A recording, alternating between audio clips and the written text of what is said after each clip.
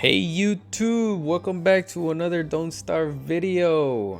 As you can see by the title, today I'm gonna be teaching you guys how not to survive, but how to thrive. Alright. This is the hacks, the tips and tricks that'll make you be an outstanding Don't Starve player, alright?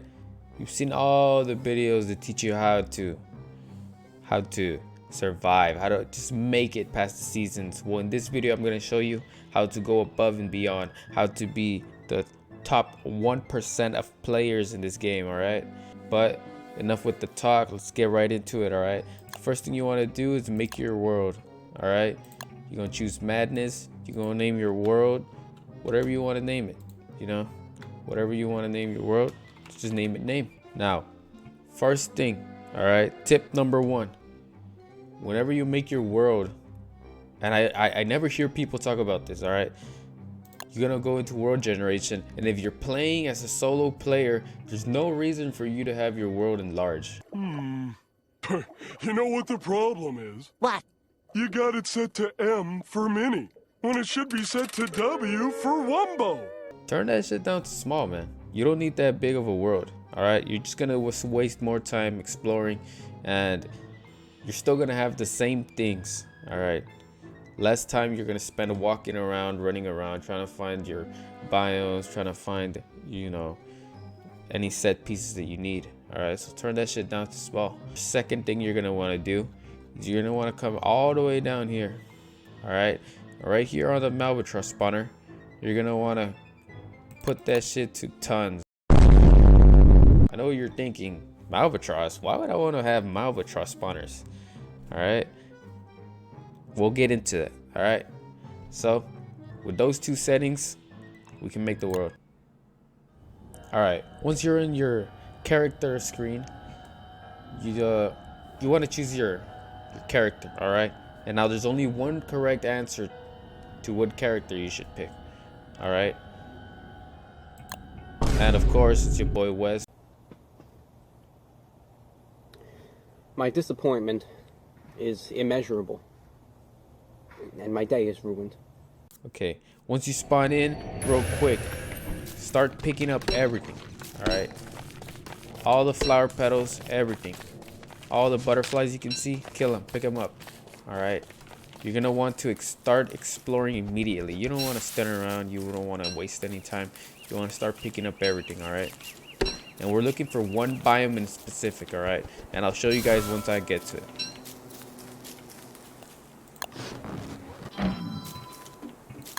All right, guys, now this is a very, very good thing. All right, not a lot of people know this, but frogs are really magnificent early game food. All right, so you want to make sure you start killing all the frogs around you. All right, make sure you start killing them. The more the merrier. Okay. But now he's dead. All right, this is a calculated death. What a stupid son of a bitch. Whenever you use a touchstone, just like this one, you'll actually get some free nightmare fuel. All right, so every time I see a touchstone, I like to quickly die and get free nightmare fuel. Okay. Whatever you say. All right, guys, so right here, this is perfect. All right, barely starting out, and we already found the biome we're looking for. Okay, the swamp is the best biome that you can find. Okay, this right here, this is where we're gonna want to make our base. Okay, all we're looking for is a cave entrance right now. All right, once you find a cave entrance in the swamp, you want to start building your base on it. All right, right now I already got a couple of materials. I'm just missing some stone, but it looks like we're right next to the desert, so we should be able to get that no problem.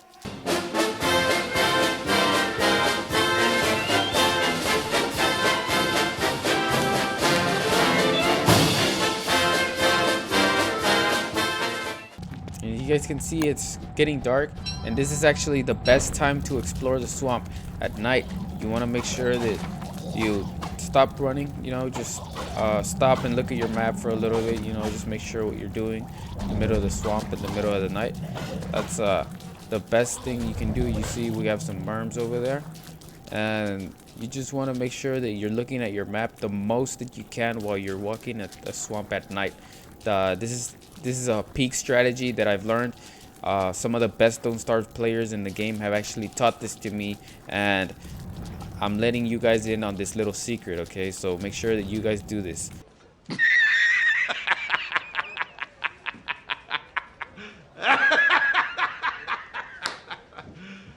You serious? Alright guys, so unfortunately I wasn't able to find a cave entrance, but I actually found this nice little spot close to some tentacles, and you know, we have some spiders here, and we have a worm house, so this will provide us with plenty of food. I don't really like fish, so we won't be eating fish or monster meat, but we can actually eat some of the sticks that we can pick off these spiky bushes right here. You know, there's a couple tentacles, but that's not really a big deal.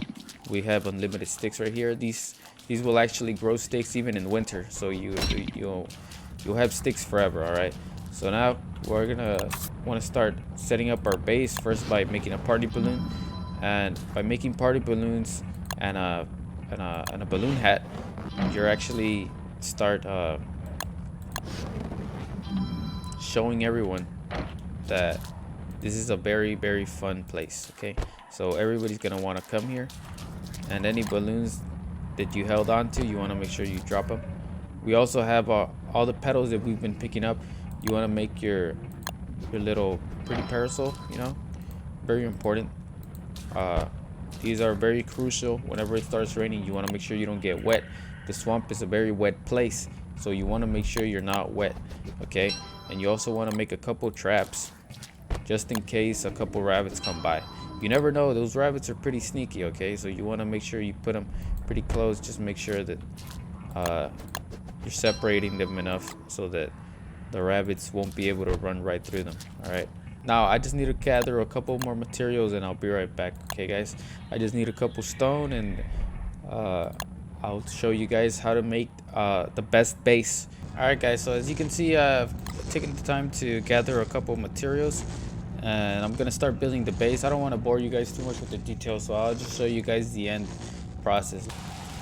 All right, so as you guys can see, I've taken the liberty to, you know, work on the base a little bit. I just took care of a couple of the essentials. You know, we need our hammers and our two thermometers. You might be wondering why I need two. Well, sometimes these don't read accurately, so you just want to make sure that you have two. You know, make sure that they're both reading the same. We got a couple of parasols. You know, we used a couple of the petals for that, but you know, a couple of walls that we had built, we could put them down. We have right here our fish scale. Is to make sure that whenever we're fishing, you know, I like to focus on fishing. Fishing is a very efficient, very effective way to obtain food. So I'm just trying to pick up all the seeds that I can. You know, we got our inventory right here. This is where I like to keep all the stone. You know, our dock kits. You know, we're just focusing on the essentials right now. Just a couple chests, couple hammers, walls. You know, I didn't actually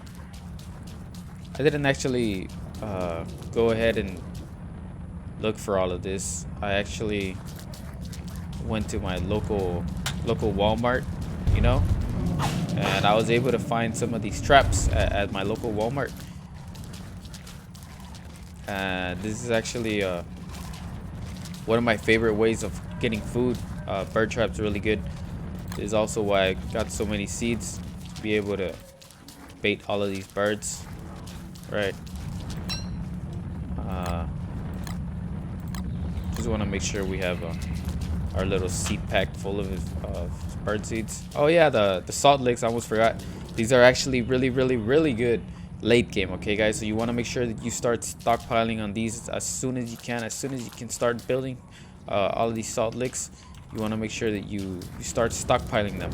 Okay, but besides that, I want to give you guys another tip. these banana ranks, these boomerangs, all right, however you want to call them, these are really good for dealing with tentacles, right? Bruh.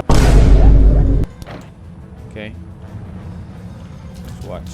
Okay, all of these right here, I've killed them with them.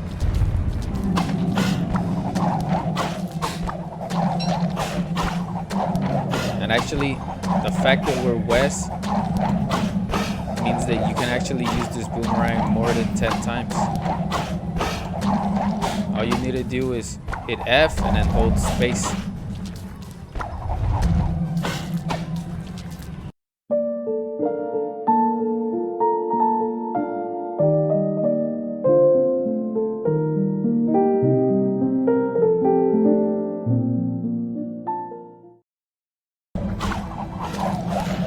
And there you go, guys. It's not that hard to kill these. You can also attack the tentacles over there. Alright, guys, so another tip I wanted to go ahead and tell you guys was the Malbatross spawners. It's so you can have plenty of water cans, okay? These water cans are very, very, very good. These are my favorite melee weapon. As you guys can see, we have this merm right here. And when you're wearing your balloon hat, your seed packet, and you have your empty water can with the Malbatross beak on it, you'll actually be able to kill these merms without taking any damage at all.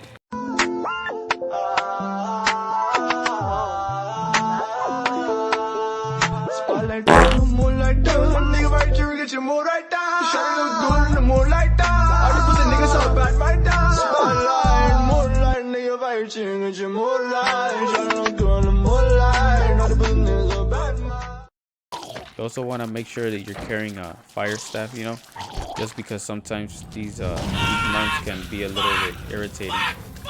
So just take care of them. You want to make sure that you light a couple things on fire. These merms like being on fire.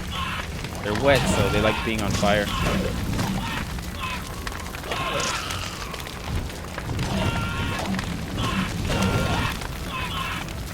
Keep them on fire, they won't be able to hit you, so make sure you also get a couple boomerang hits in there.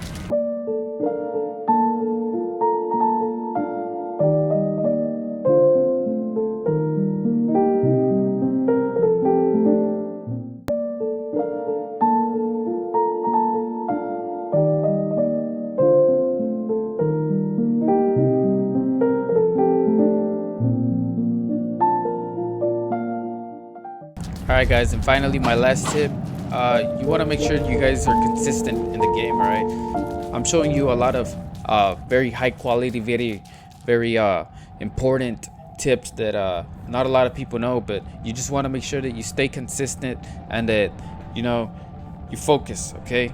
Quit your job.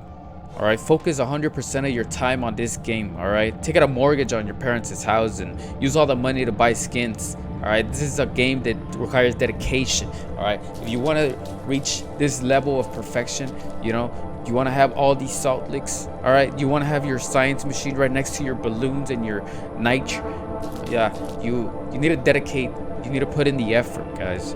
You can't just wake up one day and be like, oh, I think today I'll play those. No, this is a thing that requires focus and dedication, mentality, that you just wake up every single day thinking about don't starve, thinking about your wall of chess.